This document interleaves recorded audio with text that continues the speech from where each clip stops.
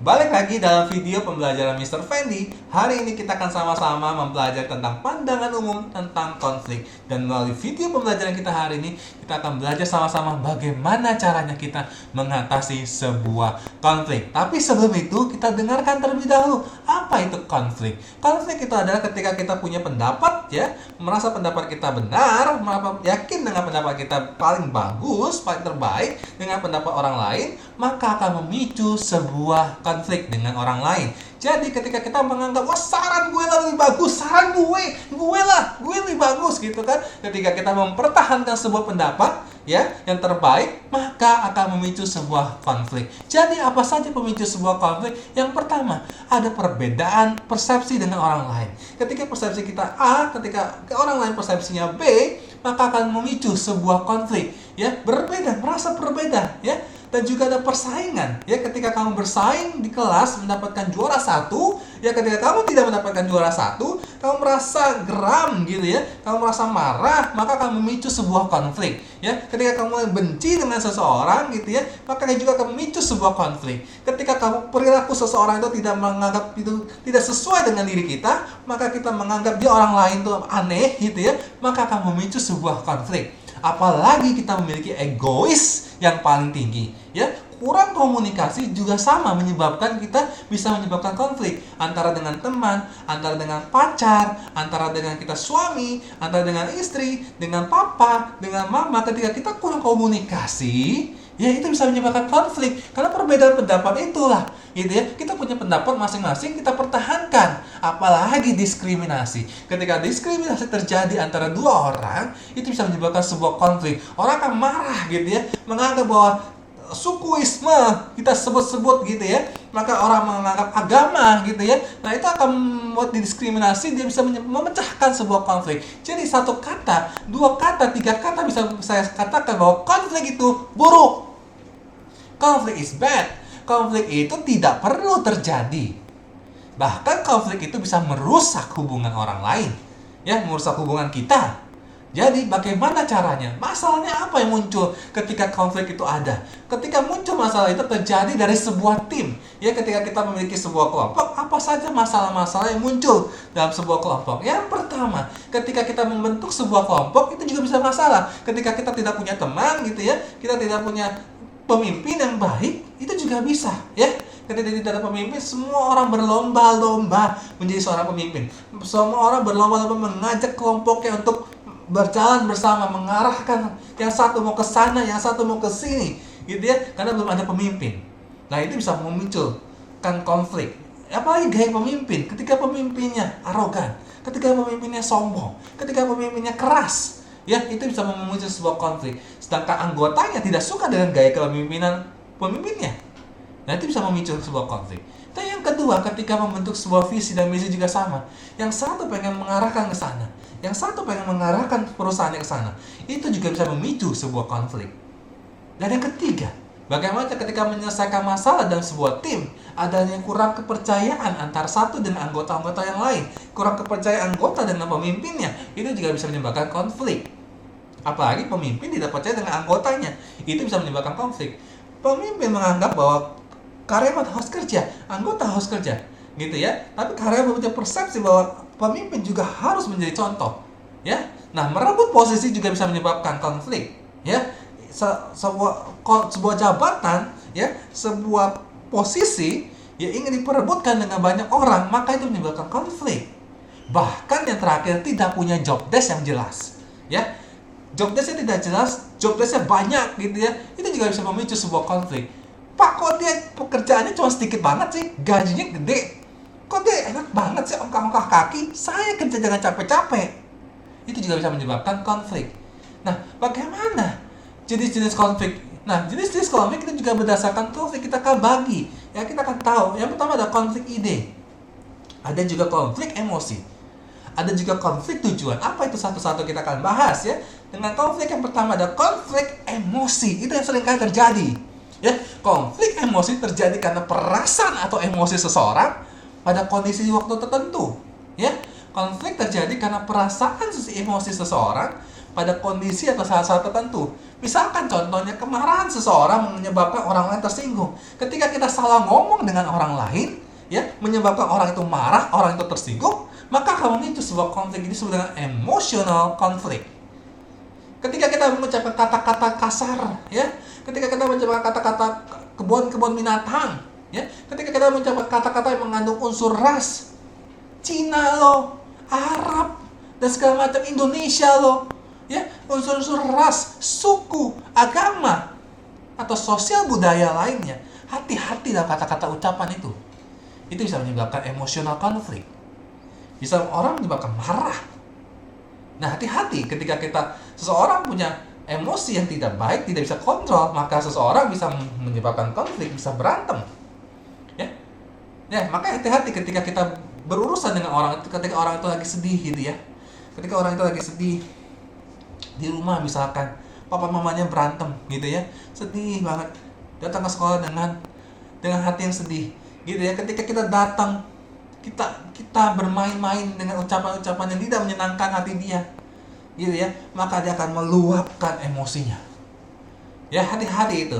Ya, apalagi hati-hati pada wanita. Ya, wanita cenderung mudah gitu ya emosi, ya, karena emosinya sesaat itu ya, pada kondisi-kondisi itu berbeda-beda karena bisa berubah-berubah. Nah, itu hati-hati. Ya. Yang kedua, konflik ide atau kognitif, ya. Karena saya nggak sama dengan idenya dengan orang lain. Saya tidak sama dengan idenya dengan si B, si C. Konsep saya nggak sama, pemikiran saya nggak sama dengan orang lain dalam satu tim. Ya, itu menyebabkan disebut dengan konflik kognitif atau konflik ide. Ya, misalkan rapat OSIS membahas acara-acara tertentu. Yang satu pengen acaranya ini, yang satu pengen acaranya itu.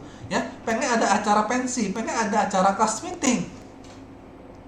Berbagai macam ide muncul. Nah, ketika punya konflik yang ide yang berbeda, ketidaksamaan ide, maka akan saling satu sama yang lain mempertahankan idenya masing-masing. Maka itu akan bisa menyebabkan konflik. Ya, muncul ide banyak, bisa muncul konflik yang juga banyak.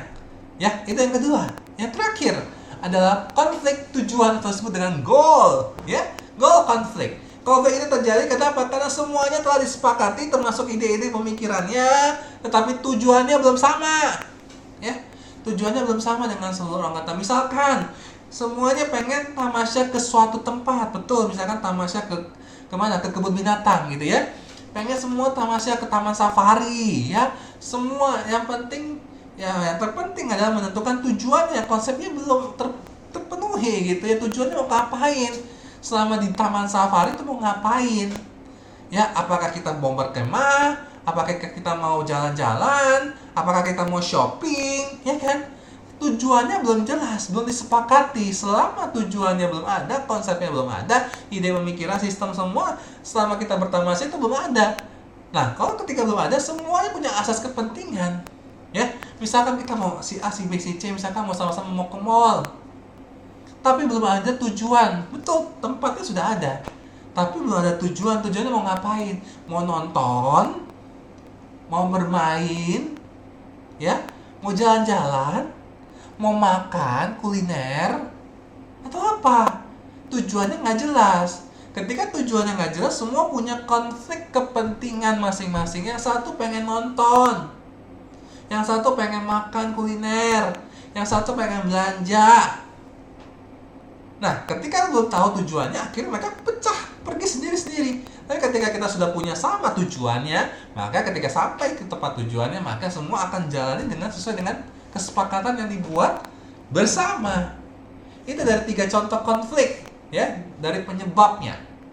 Oke, nah, ketika kita punya pengalaman waktu kita kecil, kita sering kali bisa mengatasi sebuah konflik. Contohnya, ketika orang tua, kamu lihat ya, orang tua membantu memecahkan gitu ya, membantu mengademkan gitu ya. Ketika kamu berantem sama kakak, berantem sama adik, kamu lihat orang tua bagaimana caranya dia memecahkan sebuah masalah konflik. Nah, dari pengalaman kamu sudah banyak melihat bagaimana orang-orang bisa menyelesaikan konflik. Ketika kamu belajar di sekolah, ketika ada konflik teman dengan teman, bagaimana caranya guru memecahkan sebuah konflik antar teman. Ya, ada teman A sama teman B berantem nih. Guru bagaimana cara menengahi. Nah, kamu seringkali melihat hal itu, kejadian seperti itu ya. Bahkan yang terakhir kamu bisa baca, bisa lihat di YouTube, bisa baca di koran, di televisi, kita bisa nonton gitu ya, tentang teknik-teknik bagaimana cara memecahkan masalah. Jadi sudah melalui pengalaman kamu sebenarnya sudah bisa ya, bisa menyelesaikan konflik ya, bisa belajar dari pengalaman-pengalaman itu ya, bagaimana cara kita memecahkan konflik. Nah, cara kita mengelola konflik tentu ada beberapa metode. Yang pertama adalah teknik kedewasaan seseorang. Jadi kita seorang harus dewasa. Kita harus dewasa. Kenapa? Sikap positif, karakter dan kepribadian manusia usia seseorang itu akan mempengaruhi caranya memecahkan konflik. Tentu akan berbeda ketika kamu usia SD dengan kamu sekarang usia SMA, akan kamu usia kuliah, kamu akan berbeda. Karakter kamu dan kepribadian kamu sudah terbentuk. Ya, berjalannya usia kamu akan berbeda bagaimana caranya memecahkan konflik. Ketika kamu masih anak-anak mungkin kamu pengen menang sendiri. Ya, bagaimana ketika udah SMA, ketika kamu sudah tahu bagaimana cara kita memecahkan sebuah konflik. Ini menarik dari tingkat kedewasaan seseorang. Jadi kalau kamu masih punya emosi, ya ketika kamu belum dewasa gitu ya, ketahuan sekali dari cara kamu memecahkan sebuah konflik. Ya, ngambek gitu ya, ketika pacar nggak perhatiin kamu, ngambek. Nah, kelihatan ya, dia tidak dewasa, nggak dewasa sekali dalam menghadapi sebuah konflik.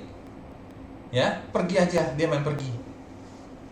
Nah, ketika cara mengelola juga bisa dilihat dari media, nonton gitu ya, media televisi, majalah, tabloid, koran dan segala macam.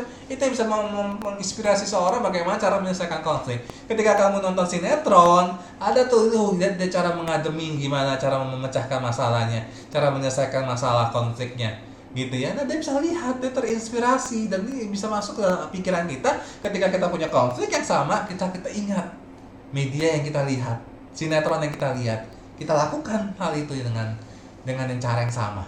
Bahkan yang terakhir bisa dengar dari saran-saran orang lain ketika kamu sering curhat kan, gue bete banget nih sama cowok gue nih, ya kan? Cowok gue begini. Nah, ketika seorang teman kamu, sahabat kamu kasih saran bagaimana cara menyelesaikan konflik, nah itu bisa kamu lakukan dan sering kali kamu lakukan gitu kan, dengan cara berkonsultasi dengan orang-orang lain, ya kan? Itu cara mengelola konflik. Nah, kita akan lihat jenis-jenis konflik apa saja ya. Jadi jenis konflik kita ada konflik berdasarkan ketingkatannya, berdasarkan tingkatannya. Tingkatnya ada dari dalam diri sendiri, ada individu, ada antar kelompok, ada interorganisasi. Kita bahas satu persatu ya. Konflik berdasarkan tingkatannya yang pertama ada intrapersonal. Seringkali konflik terjadi itu karena konflik batin atau intrapersonal namanya. Batin ya. Konflik ini terjadi dalam diri sendiri ya, dalam diri sendiri. Ketika kita lagi sedang melawan diri kita sendiri ya, melawan diri kita sendiri, kita berantemnya sama siapa? Diri sendiri. Berantemnya sama batin kita. Kita merasa frustasi nih, kenapa nggak bisa ya? Kenapa hendaknya nggak bisa dicapai? Gue pengen banget dapat juara 1, nggak bisa, kesel gue sama diri gue sendiri. Seringkali kita ngomong gitu ya, kesel sama diri gue sendiri. Konflik interpersonal ini yang biasanya memicu konflik kita dengan orang lain. Nah, kenapa? Ketika kita misalkan lagi batin gitu ya, gue kesel banget sama diri gue sendiri. Datang ke sekolah, ya tiba-tiba teman kamu pukul kamu, senggol kamu. Pak, bro, mas, gitu ya, mbak, gitu kan? Alah lu diam-diam aja lu. Dia lagi konflik nih, lagi batin sama diri sendiri. Pecah deh, meluap. Kenapa? Karena konflik dari interpersonal ketika diganggu sama orang lain memicu konflik dengan orang lain. Padahal dari konflik sama dirinya sendiri. Jadi ketika hati-hati nih kalau kamu lihat teman-teman kamu lagi murung gitu ya, teman-teman kamu lagi bete, jangan deketin. Bisa jadi dari konflik dengan intrapersonalnya. Ketika kamu gangguin, colek dikit gitu ya, apa kamu ngatain dikit gitu kan, pecah dia langsung, marah, memicu konflik. Apa lu, gue hajar lu, gitu kan? Apa lu ganggu gue? Marah dia, pecah konfliknya terjadi. Ya, hati-hati. Jadi ketika lagi frustasi, tujuan kehendak kita nggak tercapai, kamu sehingga menyebabkan itu konflik dengan batin kamu harus segera selesaikan diri kamu sendiri, berdamai dengan diri kamu sendiri. Minta maaf, ya, minta ampun. Nah, nanti ada caranya bagaimana cara kita menyelesaikan konflik. Yang kedua, interpersonal. Konflik ini terjadi 2 orang atau lebih. Berarti kalau konflik lagi berantem sama diri sendiri ada ya tadi ya, intrapersonal. Nah sekarang lagi berantem sama orang lain, 2 orang atau lebih. Biasanya adu mulut ya, perdebatannya, adu argumen satu dengan yang lain, si A dengan si B. Gue nggak setuju nih, gitu kan? Nah itu ada argumen 2 orang berdebat. Ini disebut dengan interpersonal. Yang ketiga, substansial, kelompok, ya kelompok. Jadi substansialnya adalah konflik terjadi antara grup dengan grup yang lain, grup A dengan grup B, sekolah dengan sekolah, perusahaan dengan perusahaan, geng dengan geng motor gitu kan? Ya, jadi 2 grup yang beradu, berkonflik. Ini sebenarnya konflik substansial atau konflik kelompok. Jadi hati-hati ketika misalkan satu orang dipengaruhi, misalkan lu tau nggak, denger, masa lu dibilang kayak begini, gitu kan? Nah, ketika kamu nggak yakin dengan apa yang kamu ucapkan, kamu masih hati-hati ya dengan konflik substansial. Nah, sekarang kita akan melanjutkan proses terjadinya konflik. Jadi konflik akan terjadi pasti karena ada akar alur terjadinya konflik. Yang pertama, pasti akar terjadi konflik terjadi karena ada faktor pencetusnya, ya. Faktor pencetusnya akan timbul suatu masalah. Nah, masalah ini harus segera diselesaikan. Bagaimana bisa muncul suatu masalah? Munculnya suatu masalah itu karena apa? Karena adanya kebutuhan kita yang tersumbat. Nah, kebutuhan yang tersumbat itu memunculkan konsep diri. Ketika munculkan konsep diri bahwa orang lain salah, dianya benar, gitu ya. Maka kalau misalkan tidak diselesaikan, maka akan terjadi, kalau misalkan masalah itu agresif, maka akan terjadi apa? Konflik. Nah, kalau konflik terjadi, kalau konfliknya tidak diselesaikan dengan baik, gitu ya, tadi ya akan mengalami krisis, yaitu war, bisa perang, gitu ya. Kalau konfliknya tidak diselesaikan dengan baik. Nah, kalau krisisnya war, baik diselesaikan dengan baik, berarti aman, gitu ya. Kalau terselesaikan dengan baik, berarti harmonis. Nah, kalau misalkan tidak terselesaikan dengan baik, ya maka bisa hidup kita hancur, ya, atau berantakan. Makanya kenapa rumah tangga itu seringkali kalau ada konflik tidak diselesaikan dengan baik, maka ujung-ujungnya akan rumah tangganya hancur, ya kan? Nah, itu akar terjadinya konflik. Nah, sekarang bagaimana cara metode memecahkan konflik? Pada dasarnya ada 5 teknik di dalam menyelesaikan konflik. Nah, ini secara teori gitu ya, metode yang ideal ya, sesuai dengan situasi-situasi yang terjadi pada saat itu. Jadi kita tidak bisa mengeneralisasikan kita menyelesaikan masalah karena si A menyelesaikan masalah dengan cara metode ini, kita tidak bisa ya menggunakan metode yang sama. Kita harus lihat situasional yang terjadi pada saat itu. Ya, semua metode ini semuanya baik. Ya, harus dilihat dari alat yang digunakan pada beberapa situasi-situasi tertentu. Ya, nah berikut ini ada 5 metode memecahkan konflik. Yang pertama adalah menarik diri, yaitu disebut dengan avoiding, yaitu kalah. Saya kalah, kamu kalah. Nah, bagaimana caranya? Kita akan lihat ya. Avoiding, kalah. Yang pertama dilakukan pada saat ketika kita timbul sebuah perdebatan ya, kita A dan B, saya dengan kamu misalkan gitu ya, kita lagi adu perdebatan yang tidak berguna. Misalkan kita bicara soal misalkan apakah vaksin itu bermanfaat atau tidak, itu kan perdebatan yang sebenarnya tidak ada gunanya gitu ya. Nah, semakin lama kalau misalnya saya bilang vaksin itu berguna, kamu bilang enggak, saya vaksin itu nggak berguna, nggak perlu vaksin, gitu ya. Nah, ketika salah satu muncul masalah kebutuhannya tersumbat, tidak didengar, gitu ya, maka timbul emosi. Ketika timbul emosi yang tinggi, ya, maka akan menyebabkan kita konflik. Saya dan dia akan menyebabkan konflik. Nah, situasi makin lama semakin panas. Gitu. Bagaimana cara untuk mengatasinya? Kita manfaatkan untuk mencegah konflik yang berdampak pada bisa perpecahan gitu ya, kalau misalkan kita tidak menyelesaikan masalah ini dengan baik gitu ya. Nah, caranya adalah ciri-ciri menarik diri ya. Untuk sementara ini kita menggunakan menarik diri itu kalah. Saya kalah, dia kalah ya. Sementara itu tujuan utamanya itu apa? Menyenangkan hatinya dia gitu ya. Oke, vaksin itu nggak berguna gitu ya. Menarik diri ya, kita bisa lakukan seperti itu gitu ya, menyenangkan diri. Yang terjadi pada metode ini yang pertama, kamu tidak bisa mengekspresikan perasaan kamu, benar ya, karena kan kamu merasa bahwa vaksin itu berguna, tapi dia merasakan vaksin itu tidak berguna, tapi kamu tidak bisa mengekspresikan perasaan pikiran kamu, pendapat kamu ya kan, akhirnya kamu kalah dan dia juga kalah, hubungannya bahkan jadi dingin gitu ya, karena saya diam, dia diam gitu kan, hubungannya dia bahkan bisa terputus, bisa jadi. Nah, sikap yang harus kita lakukan dalam menarik diri gimana caranya? Yang pertama, menghindari bertemu dengan orang yang berkonflik. Nah, biasanya caranya ketika kamu mau menarik diri, misalnya ketemu temennya nih, ya usahakan ketika kamu pengen menarik diri, ya kamu nggak usah berhubungan lagi, bertemu lagi dengan orang itu, menghindari bertemu dengan orang itu. Ketika berpas-pasan, ya usahakan kamu mencari jalan lain. Misalkan ada yang kayak begitu tuh ya, ketika ada si dia tuh, saya nggak mau melihat muka dia gitu kan. Nah, itu sebenarnya dia lagi menggunakan menarik diri, avoiding. Dia kalah sebenarnya, dia juga kalah ya, menghindari bertemu dengan orang yang berkonflik. Oke, yang kedua, tutup mulut, jaga jarak ya, diem, sama-sama diem. Jadi ketika orang lagi berantem gitu ya, tiba-tiba diem, nah itu dia lagi menarik diri, padahal dia lagi emosinya meningkat, tapi menganggap dia kalah dan dia kalah gitu ya, padahal dia kalah gitu loh. Jadi itu bisa memecahkan konflik ya, bisa meredam konflik, sama-sama tutup mulut, menjaga jarak. Nah, yang kedua metodenya adalah mengalah. Beda ya, yang tadi adalah avoiding, menarik diri, dia kalah, kita kalah. Kalau mengalah, saya yang kalah, kamu yang menang ya, namanya accommodating ya. Saya kalah, kamu menang. Bagaimana cara kita mengalah? Itu seringkali kita lakukan gitu ya, kalau misalkan lagi hubungan dengan pacar gitu ya, seringkali cowok kan seringkali mengalah ya kan, mengalah, saya kalah, kamu menang akhirnya gitu ya. Nah, tujuannya dilakukan untuk apa? Untuk mengembalikan hubungan yang harmonis sebenarnya. Makanya seringkali dihubungkan dengan cara menyelesaikan dengan persahabatan gitu ya, atau pacaran gitu ya, hubungan yang harmonis, supaya menempatkan kebutuhan orang lain lebih tinggi gitu ya. Dia merasa ada prinsip-prinsip, sikap-sikap yang harus diubah. Jadi oke, saya ngalah gitu ya. Nah, ciri-ciri pakai metode ini adalah ada hal yang harus kita ubah sebenarnya ya. Misalnya kita mudah ini ya, nggak berkata jujur misalkan gitu ya, mudah emosi gitu ya. Nah, kita harus ada ubah supaya keinginan orang lain itu, pendapat orang lain itu bisa apa ya, bisa disenangkan ya.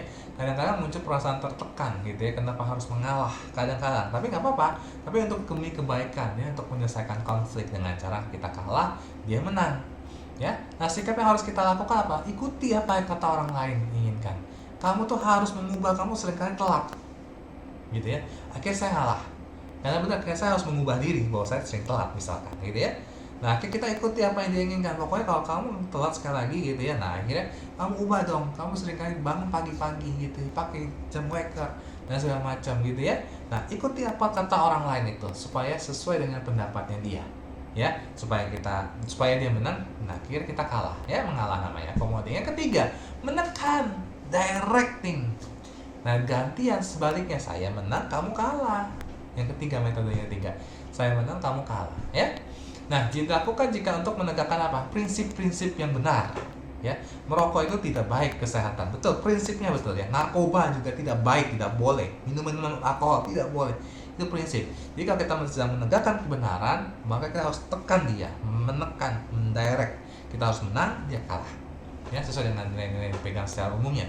Nah, penekanan ini selalu dilakukan untuk apa? Menyelesaikan secara cepat. Jadi harus cepat nih gitu ya, supaya penting kita tahu, kita informasikan, kita bisa selesaikan masalah itu ya. Ciri-ciri apa? Kita harus agresif ya, pokoknya enggak, lu salah, lu nggak boleh, itu narkoba nggak boleh gitu ya. Harus ditekankan, intimidasi, permintaan, saya mohon, lu harus berubah ya.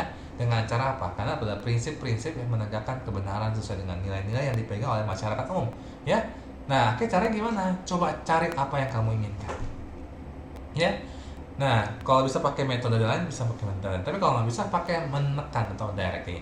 Nah, bila metode yang lain gagal, akhirnya kita berusaha mempengaruhi orang itu ya, supaya mengikuti keinginan yang kamu. Ayo dong, kamu ubah kebiasaan kamu tidak merokok ya, memiliki pendapat yang sama. Kenapa? Betul, tubuh kita adalah tubuh bait suci gitu ya. Kalau kita dikotorkan dengan hal-hal yang demikian, maka nah kita arahkan dia supaya untuk mempengaruhi dia untuk apa? Memiliki pendapat yang sama, bahwa hidup kita harus benar, tidak rokok ya, tidak dengan narkoba ya. Itu yang ketiga ya, itu menekan, saya menang, dia harus kalah. Nah, yang keempat adalah kompromi ya. Nah, kalau kompromi ya, bagaimana caranya? Digunakan oleh kedua pihak yang konflik, yang memiliki kebenaran yang sama. Saya sama, dia sama ya, sama-sama memegang kebenaran yang sama. Kita konflik nih ya. Nah, sebelum memutuskan metode kompromi, dilakukan harus benar-benar perhatikan apa kebenarannya. Saya kebenarannya gimana, dia kebenarannya gimana. Argumentasi yang diberikan itu apa? Ya, kita harus dengarkan setiap kata demi kata. Analisis setiap pernyataan-pernyataan yang diberikan orang lain.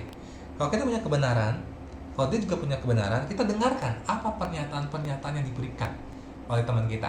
Ya, kita pun harus mengungkapkan apa yang kamu inginkan, yang kamu rasakan. Ini loh prinsip kebenaran yang saya punya. Prinsip kebenaran yang kamu punya apa?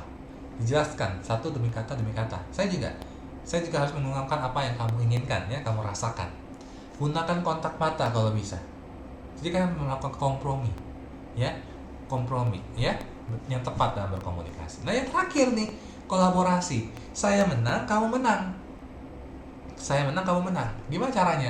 Yang pertama, ya, metode ini solusi terbaik yang sulit dicapai untuk dalam konflik. Kenapa? Dibutuhkan diskusi yang terbuka, jujur sama satu sama lain, memiliki kemampuan mendengar, aktif, ya, bernegosiasi, berhati-hati, kontrol emosi, ya, kontrol emosi tingkat tinggi nih, ya. Jadi kenapa kita harus menang? Dia menang, kolaborasi, ya. Bagaimana caranya? Pilihan terbaik saat masalah dapat dibicarakan dalam waktu yang tepat tentunya, ya, cara yang tepat. Nah, kedua belah pihak tuh sepakat bahwa untuk apa? Saling mengubah diri. Saya ubah diri, saya telat, dia juga harus ubah diri, dia nggak marah-marah, gitu ya, kalau ada kesalahan misalkan seperti itu, ya. Nah, cara komunikasi gimana? Ungkapkan dengan baik apa yang kamu ingin. Oke, saya akan berubah, tapi saya pengen mohon dong, kamu jangan tekan aku terus bahwa kamu harus datang, ya, jemput kamu terus, gitu kan, harus kamu juga harus bisa mandiri. Nah, ungkapkan apa yang kamu inginkan, ya, supaya dia menang, kita juga menang. Tanyakan langsung pendapat orang lain. Apa sih keinginan kamu? Kamu pengen apa sih dari aku, gitu ya? Oh, kamu pengen dari aku berubah atau apa? Untuk waktunya, kamu bisa lebih disiplin, ya kan? Nah, seperti itu. Tanyakan apa yang orang lain inginkan, ya, dari aku, gitu ya. Apa sih yang kamu inginkan tadi, gitu ya? Kemudian apa lagi? Berikan pendapat kamu terhadap keinginan orang lain. Oke, saya punya pendapat nih ya. Kamu dengarin dulu. Oke, pendapat saya gini ya, terhadap keinginan orang lain. Oke, saya akan berubah, gitu kan. Ajak orang lain untuk memahami dan berempati. Tahu nggak kamu kenapa saya telat bangun? Malam aku kerja, gitu ya. Kerja sampai jam 3 pagi, gitu. Ajak saling memahami dan berempati supaya diskusi punya jalan keluar yang baik, yang saling menguntungkan kedua belah pihak. Kenapa? Karena dia harus menang, kita juga harus menang. Jadi kita harus tenang saat menentukan keberhasilan metode ini. Kita harus tenang supaya apa? Bisa mengontrol emosi kita tingkat tinggi, ya. Nah, ada sebuah kisah seorang penjual kambing. Kita perhatikan baik-baik, ya. Kita akan diskusi dalam kelompok. Seorang penjual kambing, dia bermaksud untuk menjual seekor kambingnya untuk memperoleh sejumlah uang tentu, ya. Dia pergi ke pasar, dia jual kambing itu, dia bawa kambing. Dia karena nggak tahu harga pasar, ya, untuk kambing yang dijual seperti apa, gitu ya. Dia melepas kambing itu dengan harga 750.000. Dia melepas akhirnya 750.000. Ketika dalam perjalanan pulang, dia ketemu temannya. Kemudian dia berbicara, lagi diskusi lah, ya. Dari mana? Gitu kan? Lagi dari mana? Dari pasar, jual kambing. Oh, jual kambing, berapa harganya? Ya, berapa kamu jual harga kambing itu? 750.000. Terus temennya bilang, 750.000? Murah banget. Wah, kamu itu ketipu pasti. 750.000 itu kamu murah banget, kamu ketipu pasti, kata temennya. Ya, kaget dong. Murah. Emang berapa harganya? Berapa yang tepat untuk kambing saya? Itu minimal, kata temennya, minimal 900.000. Mendengar hal itu, kesel dong. Si penjual kambing itu gak jadi pulang nih. Mungkin mau pulang kan. Dia kesel, hatinya gelisah, gitu ya. Akhirnya kembali ke pasar. Bukan berantem, bukan. Dia kembali ke pasar, dia kembali beli seekor kambing yang lebih kecil daripada kambing dia sebelumnya. Lebih kecil sedikit lah, ya. Harga kambingnya 600.000 rupiah. Dan dia udah pikir tuh bahwa harga jual kambing itu 900.000, ya, supaya menutupi kerugian tadi, ya, 150.000, ya. Nah, seharian dia jualan kambing itu, nggak ada orang yang mau. ya, nggak ada orang yang mau beli. Nah, uang yang tersisa gitu ya, akhirnya habis dibelikan makanan, ya kan, makan dan minuman. Menjelang petang, seseorang tertarik, ada kambing nih gitu ya. Dia nawarin berapa harga kambingnya? Harganya 900.000, dengar kata temennya kan, dia nggak rugi. 900.000 pak. Dia nanya, kambing kecil gini harganya 900.000, nggak salah. Aduh, akhirnya udah lelah kan, udah capek ya. Dia jualan kambing nggak ada yang mau beli kan, seharian gitu kan. Si penjual itu akhirnya yaudah berapa deh, mau beli berapa harganya. Dia tawar lah berapa. Oke, akhirnya mencapai kesepakatan, harganya 750.000. Ya, 750.000. Beli kambing berapa? 600.000. Dia jual kambingnya berapa? 750.000. Baik, tadi kan udah dengar nih ceritanya, ya, cerita dari seorang penjual kambing. Pertanyaannya, kira-kira itu penjual kambing untung atau rugi dengan jual harga 750.000? Mari kita diskusi, tapi ingat baik-baik, kalau kamu terjadi konflik, bagaimana caranya mengatasi konflik? Ada 5 metode menyelesaikan konflik. Silakan kamu praktekkan. Kalau kamu punya konflik dalam berpendapat, gunakan metode apa yang bisa kamu pilih. Ingat baik-baik, tidak semuanya metodenya sama. Ya, misalkan si A menyelesaikan suatu masalah, ya, si B tidak bisa mengikuti menyelesaikan suatu masalah dengan metode yang digunakan oleh si A. Ya, tergantung situasional dari setiap kondisi yang ada. Ya, kasus case by case gitu ya. Jadi berhati-hati ketika misalkan saya pacaran dengan si B gitu ya, saya berantem dengan si B, saya punya konflik dengan si B, saya selesaikan dengan cara menggunakan misalkan avoiding atau mengalah, ya. Tapi misalkan si C gitu ya punya pacar dengan si D gitu kan, dia juga sama. Si A nih pakainya mengalah, ya kan, mengalah. Saya juga mau mengalah. Tidak bisa. Kita gunakan hal yang sama, metode yang sama kalau situasinya berbeda. Jadi silakan kalian gunakan sebaik-baik mungkin metodenya apapun, tergantung situasi dan kondisi yang kamu sedang hadapi. Oke, demikian video pembelajaran yang kita bisa hari ini saksikan, dengarkan, dan mudah-mudahan bermanfaat buat kita semuanya. Salam entrepreneur.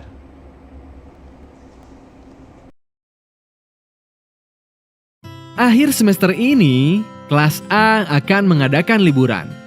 Salman dan teman-temannya ingin ke Bali, sedangkan Silmi dan sebagian lainnya ingin ke Jogja. Kelas pun terbelah dua. Bagaimana Salman dan Silmi menyelesaikan konflik ini? Sebelum itu, mari kita lihat lebih dekat konflik ini. Pada setiap konflik, pasti selalu ada 3 unsur ini. Pertama, ada 2 belah pihak yang berseteru. Di kasus sebelumnya, konflik terjadi antara kubu Salman dan kubu Silmi. Kedua, adanya tujuan yang ingin masing-masing capai. Salman ingin ke Bali, Silmi ingin ke Jogja. Ketiga, adanya hubungan. Karena mereka satu kelas, jadi mereka berkonflik. Seandainya tidak ada hubungan, pasti nggak akan ada konflik. Bagaimana sikap Salman, Silmi dan teman-temannya menghadapi konflik ini? Setiap konflik selalu ada 9 pilihan sikap. 1. Menghindar. Kelompok ini terbagi kepada 3 sikap. A. Melarikan diri. Setiap diskusi mereka ngilang, gak mau ambil pusing. B. Menyalahkan atau melempar tanggung jawab. Biar orang lain aja yang mengambil keputusan, gak ikut mikir atau berpendapat. Pengennya tahu jadi aja, tapi kalau ada masalah, mereka cuci tangan dan menyalahkan. C. Menyangkal. Mengatakan oke-oke aja, tapi sebetulnya mereka nggak setuju. 2. Menyerang. Kubu ini lebih aktif tapi reaktif. A. Ada yang mencela pilihan kubu lain. Yang kubu Jogja bilang, Bali itu nggak cocok buat liburan. Kubu Bali bilang, Jogja udah keseringan. B. Ada juga yang ngegosip dan beraninya ngomongin di belakang. C. Bahkan ada beberapa siswa yang hampir adu jotos gara-gara beda pilihan atau berkelahi. 3. Berdamai. Kubu ini sudah lebih bijak. A. Ada yang memaafkan. Mereka memaklumi konflik yang terjadi dan siap menerima apapun keputusannya. B. Bicara empat mata. Salman dan Silmi bertemu untuk berbicara dengan kepala dingin. C. Mendatangkan penengah. Karena dengan bicara empat mata belum berhasil, akhirnya Salman dan Silmi mengundang guru untuk menengahi. Setiap pilihan pasti akan menentukan hasil akhir dari konflik itu. 1. Menang kalah. Kalau kamu menghindar, mungkin kamu kalah. Kalau kamu menyerang, mungkin kamu menang. Tapi pola kalah menang ini biasanya ada pihak sakit hati, bahkan dendam. 2. Kalah. Dua belah pihak kalah. Tujuan tidak tercapai. Hubungan pun hancur. Menang-menang, tapi hubungan rusak. Yang setuju pergi ke Jogja, pergi ke Jogja. Yang setuju ke Bali, pergi ke Bali. Tujuan masing-masing tercapai, tapi pertemanan rusak. Menang-menang. Dimulai dari saling memahami, berkompromi, bahkan siap untuk saling mengalah demi kemenangan bersama. Nah, kalau mengambil jalan tengah atau berdamai, maka dipastikan akan membuat kedua belah pihak menang. Win-win solution. Keduanya bisa menerima dan berdamai. Salman dan Silmi sudah pakai simpang damai ini. Guru sudah memberikan solusi dengan mengusulkan tempat wisata lain yang kedua belah pihak bisa menerimanya. Sekarang masalah sudah selesai dan kelas kembali kondusif lagi. Kamu nggak bisa menghindari konflik, karena konflik udah bagian dari hidup. Tapi kamu bisa memilih cara menghadapinya. Pilihan kamu akan menentukan hubunganmu akan makin membaik atau malah makin memburuk. Nah, saat kamu mengalami konflik dalam kehidupan sehari-hari, kira-kira kamu mau ambil jalan yang mana?